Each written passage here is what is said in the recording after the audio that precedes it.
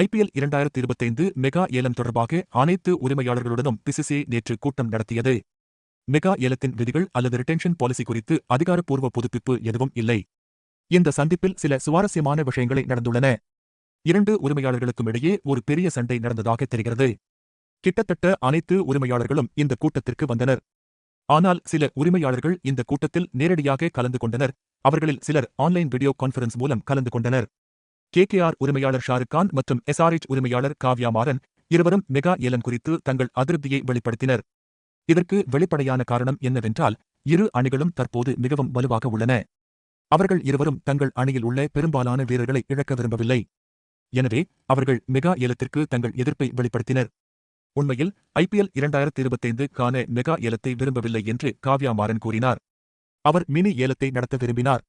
உண்மையில் மெகா ஏலம் ஒவ்வொரு 5 வருடங்களுக்கும் ஒரு முறை நடத்தப்பட வேண்டும், 3 ஆண்டுகளுக்கு ஒரு முறை அல்ல என்று அவர் தனது கருத்தை வெளிப்படுத்தினார்.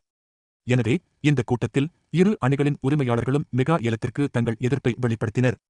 ரிட்டென்ஷன் எண்ணிக்கை குறித்தும் கடுமையான வாதங்கள் இருந்தன. KKR உரிமையாளர் ஷாருக் கானுக்கும் பஞ்சாப் கிங்ஸ் ஓனர் வாடியாவுக்கும் இடையே கடுமையான வாக்குவாதம் ஏற்பட்டது.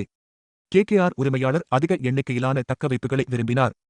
ஆனால் பஞ்சாப் கிங்ஸ் இணை உரிமையாளர் நெஸ்வாடியா தக்கவைத்துக் கொள்ளும் எண்ணிக்கை குறைவாக இருக்க வேண்டும் என்று கூறினார். அப்போது இருவருக்கும் இடையே கடுமையான வாக்குவாதம் ஏற்பட்டது.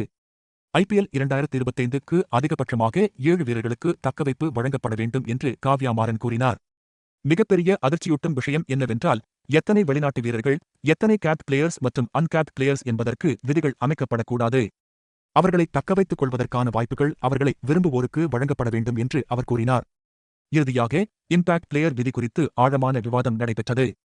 இந்திய அணியின் கேப்டன் ரோஹித் சர்மா, அவர் இம்பாக்ட் பிளேயர் விதியின் பெரிய ரசிகர் அல்ல என்று கூறினார். இம்பாக்ட் பிளேயர் விதி காரணமாக ஆல்ரவுண்டர்கள் குறைந்து வருகின்றனர். 12வது வீரர் தேவையில்லை. ஆனால் அதே நேரத்தில் சிலர் இம்பாக்ட் பிளேயர் விதியை ஆதரித்தனர். இந்த விதி காரணமாக ஒரு இந்திய வீரருக்கு கூடுதல் வாய்ப்புகள் உள்ளன. இது அவர்களின் செயல்திறனை அதிகரிக்கும். BCCI இந்த மாத இறுதிக்குள் மெகா ஏல விதிகளுடன் வீரர்களை தக்கவைத்துக் கொள்ளும் கொள்கையையும் அறிவிக்கும்.